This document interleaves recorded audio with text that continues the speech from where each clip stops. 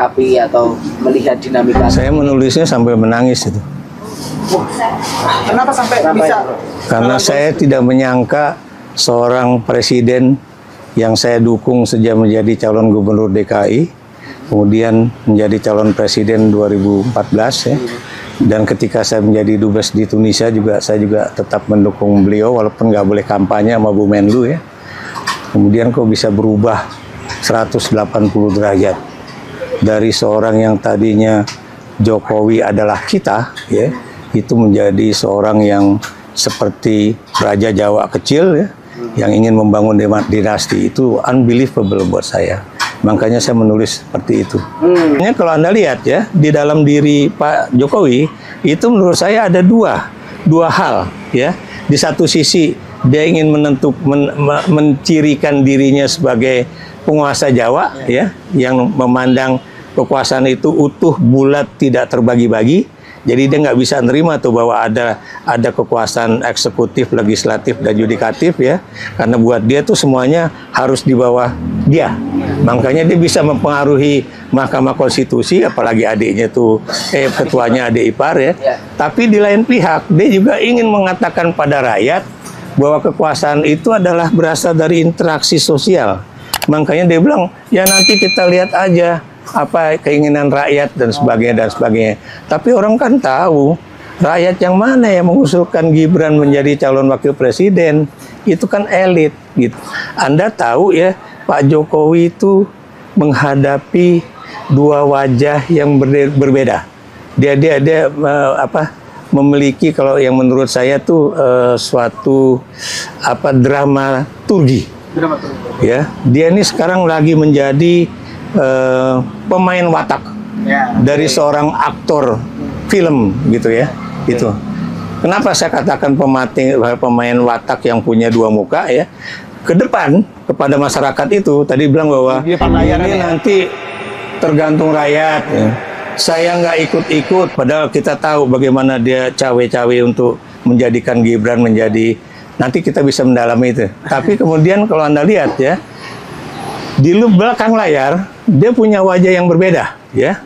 Saya beri contoh ya, mengapa terjadi kalau dia mengatakan bahwa saya akan netral, wah dia ajaklah 3 calon presiden itu makan siang bareng.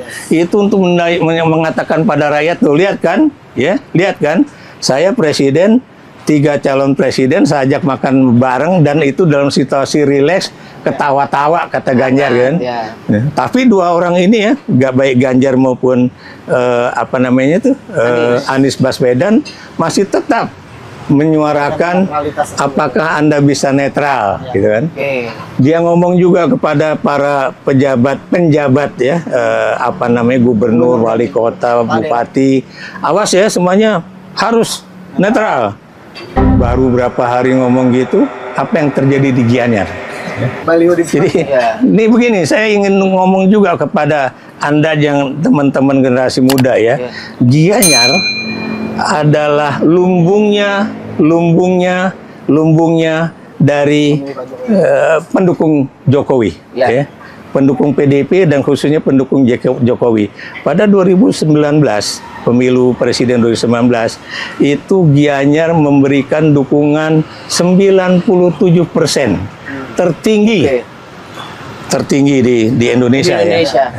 Anda bisa bayangkan mengapa itu teman-teman dari PDP sakit hati, kenapa kok kemudian baliho Ganjar Mahfud MD dipindahin ya. Pejabat gubernur udah bilang enggak, kita nggak pindahin kok, kita geser. Lah, apa bedanya dengan Anda copot dan kemudian Anda geser ya? Nggak ada bedanya. Apa maksud saya? Realitasnya baliho itu nggak ada di situ. Dicopot dipindahkan dari tempatnya. Itu bukan cuma di tempat di mana Jokowi datang loh ya, tapi sepanjang jalan dari tempat acara, kemudian Batu Bulan sampai Denpasar itu bendera-bendera dan juga balihonya itu hilang. Untung orang masih berani ngomong, kalau enggak ya pasti orang nganggap itu suatu hal yang biasa. Nah ini beda kan dengan ketika dia ke Sumatera Barat. Balihonya Prabowo Subianto dengan Gibran Rakabuming Raka malah muncul gitu kan, atau baru dipasang gitu kan. Nah, di mana kemudian yang tadi saya katakan kenetralan itu yang sampai bilang bahwa dia melakukan apa yang disebut dramaturgi. Presiden pernah mengatakan Gibran itu masih muda, nggak logis berpacu, nggak punya pengalaman, dan dia juga pasti nggak masuk karena itu kan batasnya 40 tahun. Anda lihat ya, masuklah kasus itu ke MK ya. Yang kemudian yang orang mempermasalahkan bukan persoalan batas umur, kenapa kok ada tambahan frase? Ya.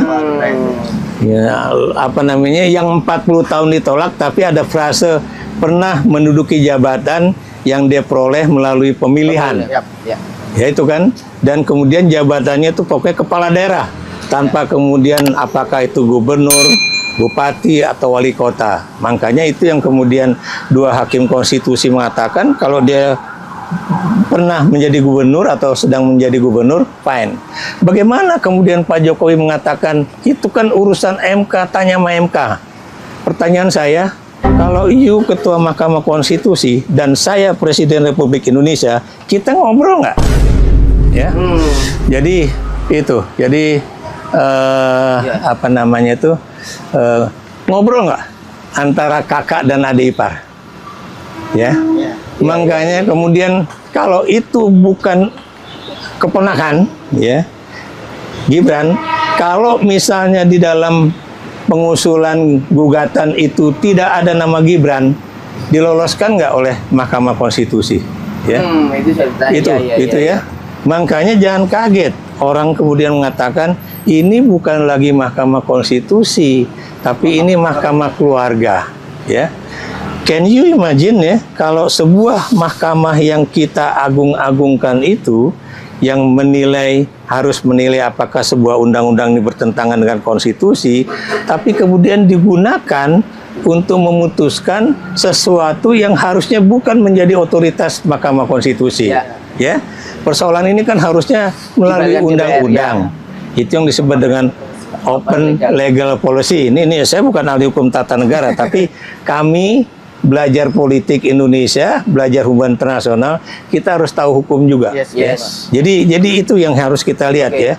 Apakah kemudian ini yang ngomong kayak saya ngomong, kemudian nanti Mas Gunawan Muhammad sore ini juga nanti ngomong juga gitu di Rosi kan, atau kemudian Butet Kertarajasa juga ngomong banyak ya, dan kami di-blame seakan-akan wah ini kok para Jokowers kok menjadi orang yang anti ya. Kita tidak pernah anti seseorang menjadi siapa asal melalui cara-cara yang legal ya, tidak melanggar konstitusi, tidak mengobrak-abrik aturan ya, dan kemudian ada kata penutup lainnya adalah bahwa bapaknya tidak sedang menjabat Presiden Republik Indonesia.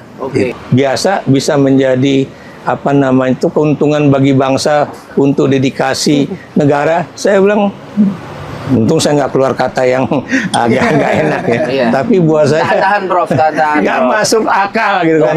Itu nggak masuk akal saya. Kenapa? Ya, tadi saya katakan karena proses menjadikan Gibran menjadi cawapres itu very unusual.